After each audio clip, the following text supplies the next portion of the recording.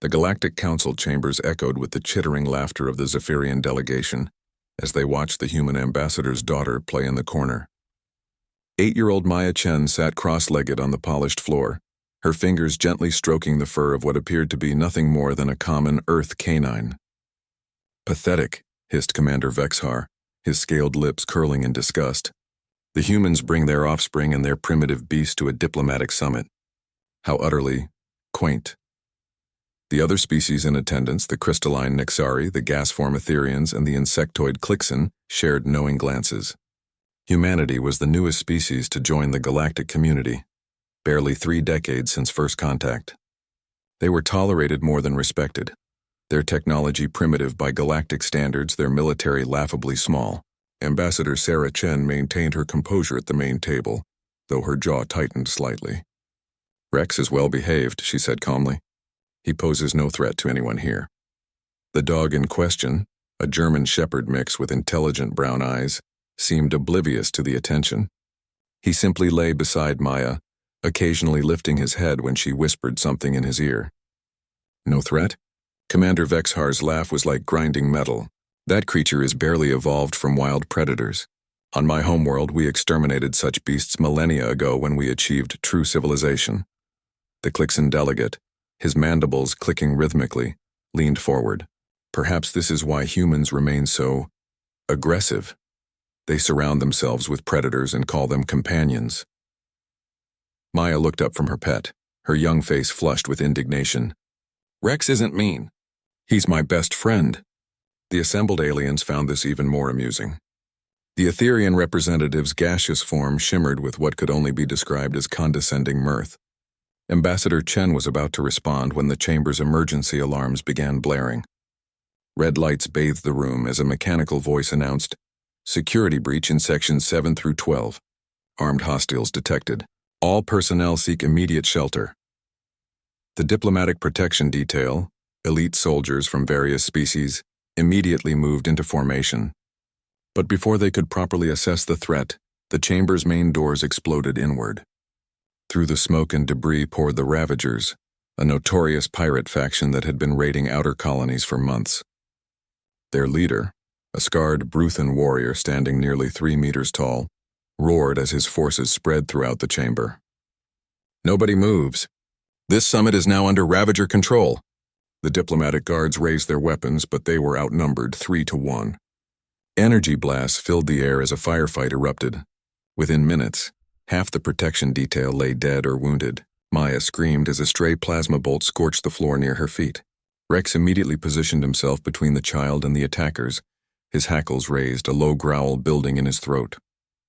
Commander Vexhar, cowering behind an overturned table, spotted the pair. The primitive beast trembles in fear. Even it knows it faces its betters, but Maya placed her small hand on Rex's head and whispered something that made the dog's entire demeanor change. His growl deepened, becoming something that seemed to resonate from somewhere primal and ancient. "Good boy, Rex," Maya said softly. "Protect." What happened next would be analyzed by xenobiologists for decades to come. Rex moved with a speed that defied the physical laws the assembled aliens thought they understood. The primitive Earth canine became a blur of teeth and fury, launching himself at the nearest Ravager with the force of a missile. The pirate's screams were cut short as powerful jaws closed around his throat. But Rex didn't stop there. He ricocheted off the wall, using momentum and angles that seemed impossible for a quadruped, taking down 3 more attackers before they could even aim their weapons. The Ravager leader raised his plasma rifle, but Rex was already there, leaping impossibly high to latch onto the Bruthan's weapon arm. The alien's roar of pain echoed through the chamber as the rifle clattered away. "What is that thing?" one of the surviving pirates shrieked. Rex released the leader and landed in a crouch, circling the remaining enemies. His eyes had taken on an almost luminescent quality, and his movements were those of a predator that had evolved on a world where survival meant becoming the apex hunter.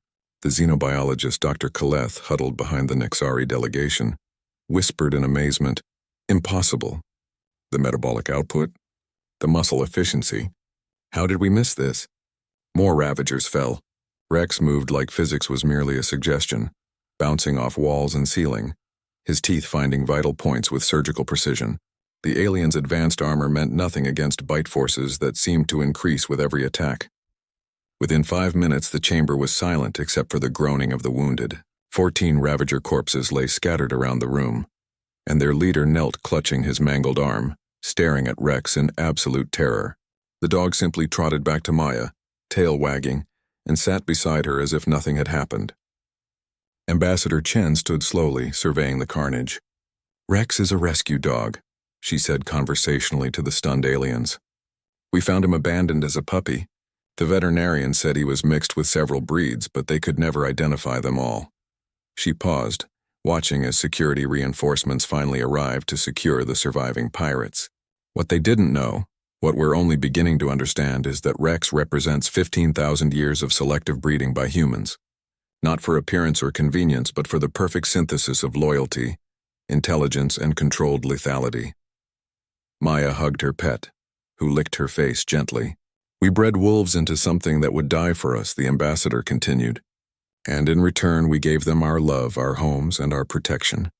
That bond, that trust, you can't replicate it with technology."